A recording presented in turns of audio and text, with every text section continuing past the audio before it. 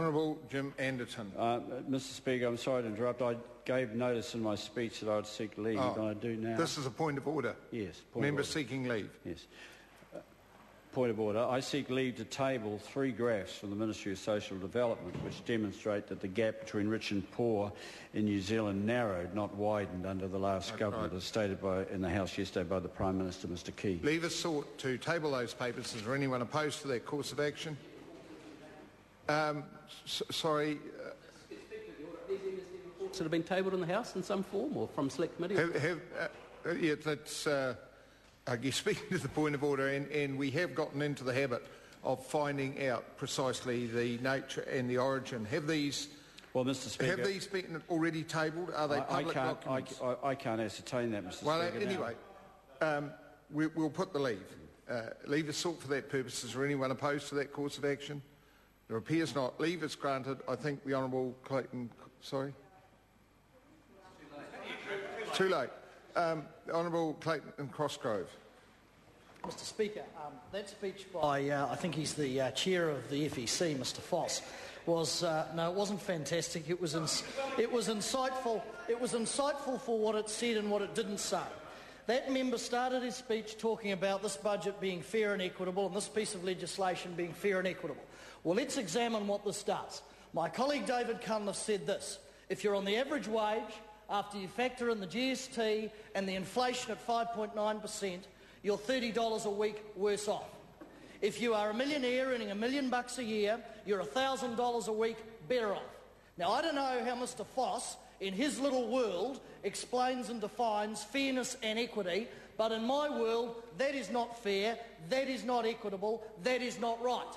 And I don't know how a person on the average wage, who apparently Mr Key said to every New Zealander, and there are many who are worse off today, don't be jealous of the guys on the top of the heap, the super wealthy, don't look up and be jealous. Well, Kiwis, in my view, aren't generally jealous creatures. They won't be jealous, they will feel let down, they will feel angry, and they will feel disappointed.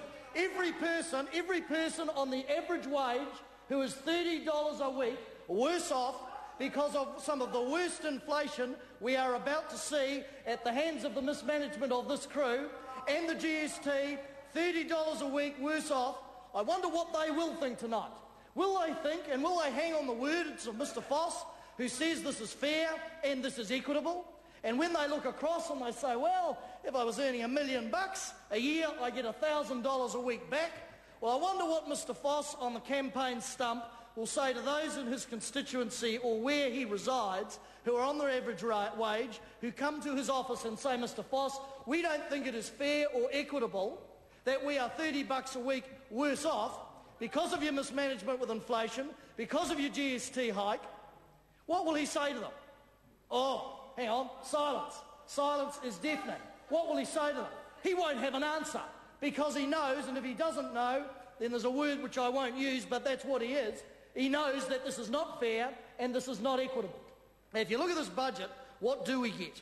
We get inflation up 5.9%. We get debt skyrocketing. And if you have a look at this, if you get debt skyrocketing, because if you have a look at page... hang on, the squawk boxes are going over there. Well, I invite them to have a look at page 30 of volume B2 and B3 of the budget documents. And what it says is this. It says, financing new and maturing debt will require the government to borrow $240 million every week over the next 3 years. Hang on, is there a squawk over there? Have a look at page 30, I say to Amy Adams. And then it says debt is projected to reach $68 billion, that's billion with a B for the uninformed over there, by 2014-2015. And then you look at the next sentence, which is a cracker. The next sentence says, this substantial rise in debt will mean that interest costs more than double. So you've got inflation up, debt up, interest up. And what effect, of course, will that have on the average Kiwi? And then you turn over to page 40 of the same document, and you look at figure 2, the financing costs, and you see that the financing cost, the interest on that massive debt, does not even start declining till around 2021. So what we do know and this is from, I invite the member to read her own budget documents. I invite her to read her own budget documents because that is what they say. So you have debt up, you have inflation up, you have the interest costs massively exploding, and that effectively mortgages our kids' future. And then what is fair and equitable about that, of course, is you have a person on the average wage $30 a week worse off, and of course a millionaire, somebody earning $1 million a week, of course, getting $1 million a year, of course, getting $1,000 a week back. So I say to those opposite, I ask them to redefine their definition of fairness and equity today. I ask them to tell us in the coming days and the coming hours of this debate how it is possible for somebody to feel that they've been treated fairly or equitably on the average wage when they're $30 a week worse off. Worse off. Because that is what the documents show, and I'd like them to explain how they're going to tell average New Zealanders, because it was said, I think, in Muldoon's time, that the biggest thief out of your wage pocket when we had an explosion in inflation, was inflation. That was the biggest thief out of the working man and woman's pocket, was the spectre of inflation. And now we've got inflation that is projected to go to 6%. So interest up, debt up, inflation up, and the average Joe in the street worse off.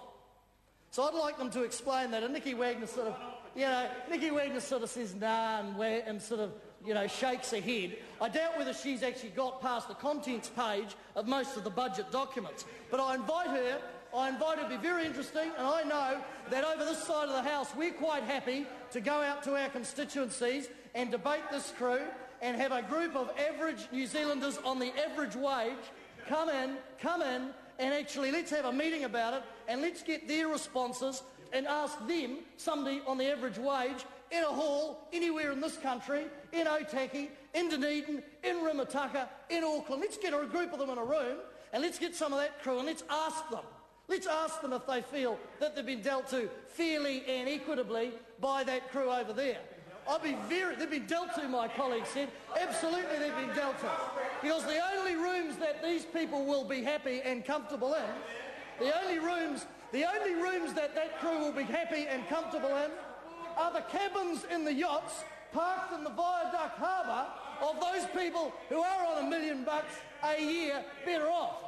They'll be in, I can see Jerry Brownlee in the galley with his mates on $1 million a year, congratulating Mr. Brownlee and saying how wonderful it was that he's getting $1,000, giving them $1,000 a week back. But you won't see Jerry Brownlee, well, you might actually see him at the food bank, but for different reasons. But you won't see Jerry Brownlee at the food bank talking with ordinary New Zealanders, and the food banks in my electorate and round this country are chocker. You won't see Jerry Brownlee and Bill English at the Salvation Army and Presbyterian Support and the Methodist Central Mission as people rock up day after day after day trying to make evidence. Evidence, he says. He wants evidence. Well, I invite him to come to Kaiapoi and come to Kaiapoi Community Services, old cue ball in the back row there. Come there and I will introduce him to some of the lost and lonelies in my electorate. I'll introduce him to them, and they'll be very happy to sit down with that member, Mr. Bennett, and explain how life goes when you're on the bottom of the heap. When you're on the bottom of the heap. It might be instructive for Mr. Bennett to actually meet somebody who's scratching for it. It might be instructive for Mr. Bennett to meet a couple of constituents in my electorate, one of whom, a builder, lost his job. His wife is in 2 part-time jobs. They've got a garden, a vegetable garden better than Turners and Growers. They're preserving it, freezing it, doing everything they can to make ends meet. They have a couple of kids, and they can't make it, and their mortgage may well foreclose. And I'll tell you what, after the budget today, though that family of 4 will not be any better off, will not feel that they are treated fairly, will not feel that suddenly the veil has lifted from the politics in New Zealand, and suddenly there's been a redistribution of wealth, and they are going to be looked after. Oh no.